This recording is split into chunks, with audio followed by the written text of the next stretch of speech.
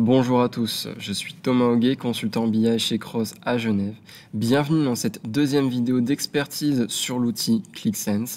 Cette vidéo se basera donc sur la restitution des données et donc la création de visualisation dans l'outil ClickSense. Et tout cela en 15 minutes.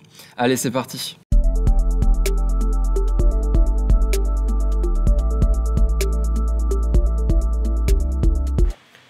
Alors, on se retrouve sur la partie restitution de l'outil ClickSense.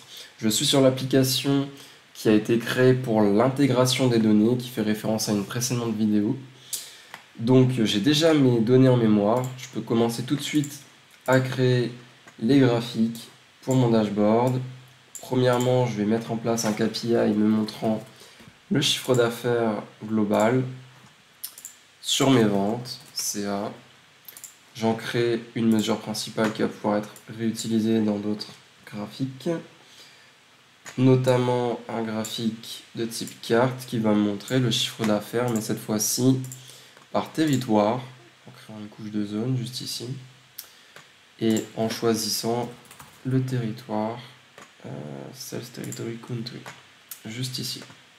Et donc en couleur, j'indique bien ma mesure CA, que j'ai donc créé en master item. Alors, on modifie le formatage des nombres, on crée une classe séquentielle. Et juste ici, on va mettre pays. Voilà. Très bien. CA par territoire. Ensuite, j'aimerais un top 10 des vendeurs qui ont le plus vendu, qui sont caractérisés par leur adresse mail, chiffre d'affaires, ici je vais mettre l'employé, c'est le vendeur employé, et nombre fixe, j'en veux que 10, je n'affiche pas les autres, pas de valeur nulle.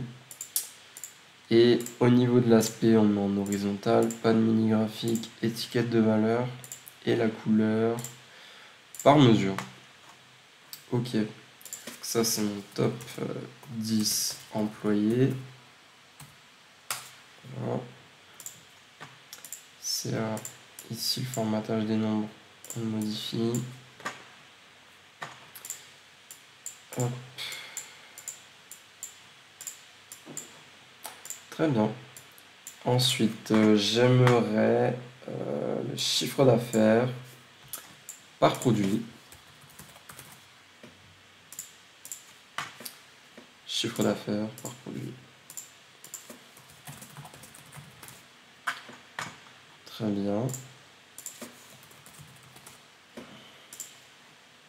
Donc on crée un nouvel élément principal. Juste ici, le formatage des nombres, on modifie. Ensuite, dans aspect, vertical, c'est très bien. On garde le mini graphique parce qu'on a beaucoup de valeurs en dessous. Étiquette de valeur, oui, on va laisser. Et la couleur par mesure. Voilà. Voilà pour ce graphique.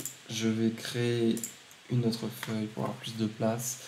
J'aimerais voir l'évolution du chiffre d'affaires par année.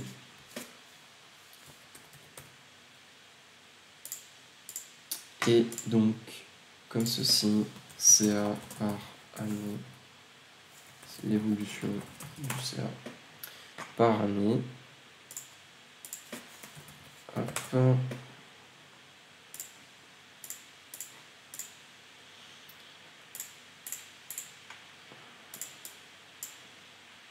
Et au niveau de l'aspect par zone, mini graphique, on n'en aura pas besoin. Afficher les points de données, pourquoi pas. Étiquette de valeur, oui. Et les couleurs par mesure. Hop. Très bien. Ensuite, j'aimerais un pie chart qui me montre la répartition des ventes selon le type que j'ai pu créer lors de l'intégration des données. Répartition des ventes selon le type de vente, justement. Voilà. 26% sont faites sur Internet et le reste 73%. Oups. Alors, tac. Ensuite, j'aimerais le nombre de ventes, mais cette fois-ci par territoire. Enfin, j'aimerais cette fois-ci le nombre de ventes par territoire. Pour ce faire, je vais faire un trimap en indiquant... Je ne l'ai pas rajouté en dimension principale, donc tant pis. French Country, Region Name, et on mesure le chiffre d'affaires. CA par... non, c'était le nombre de ventes par territoire. Je vais changer la mesure, qui sera donc relatif à ceci, en n'oubliant pas de mettre un distinct et d'indiquer le nombre de ventes. Juste ici, formatage, comme ceci. Et voilà, j'en crée un master item qui pourra être réutilisé dans d'autres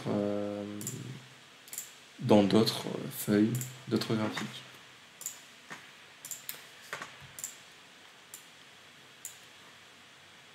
Je peux rajouter un volet de filtre juste ici en indiquant le pays. Et voilà. Donc là, si je sélectionne l'Allemagne, tout se met à jour. J'ai un zoom sur l'Allemagne avec les 2 vendeurs qui ont le plus vendu en Allemagne, qui sont répertoriés sur une vente, parce qu'on voit bien que la somme de ces 2 vendeurs n'est pas égale à 5 millions, donc il y a des valeurs nulles qui sont répertoriées dans notre modèle de données. Et donc on voit les produits, le plus vendu par exemple, c'est le vélo de randonnée 1000 jaune. Et si on se focalise aussi sur la deuxième feuille, on voit l'évolution du chiffre d'affaires en Allemagne. Donc on voit qu'en 2013, ça a beaucoup évolué comparé à 2012. Et en 2014, vu le faible chiffre d'affaires, on peut imaginer qu'on n'a pas encore de données sur 2014. Voilà, globalement. Et ici, par contre, j'aurais bien aimé afficher l'étiquette de valeur. Voilà, comme ça, on a le nombre de ventes qui ont été faites en Allemagne. Ici, là, je rajoute Australie, Canada. Pareil, ça, j'aimerais modifier. On va mettre par dimension. Voilà. Le nombre de ventes en Australie, au Canada, en Allemagne. Et là, sur la carte, on va avoir le visuel de ces 3 pays. Avec ici une répartition de CA. Voilà pour la partie restitution qui a été faite en moins de 15 minutes, en 8 minutes. Je ne vais pas aller plus loin puisque il s'agit aussi de comparer vis-à-vis de la précédente vidéo de restitution des données sur l'outil ClickSense mais faite par un novice. Comme ça vous pouvez voir si c'est plus rapide, que c'est plus rapide d'ailleurs lorsqu'on a de l'expérience sur l'outil et ce qu'on peut faire en un temps assez limité et plutôt fait assez rapidement. C'est donc la fin de cette vidéo. Je vous remercie pour votre attention. N'hésitez pas à partager et liker la vidéo. Je vous dis à très bientôt. Et n'oubliez pas, ne cessez jamais d'innover. Allez, à la prochaine.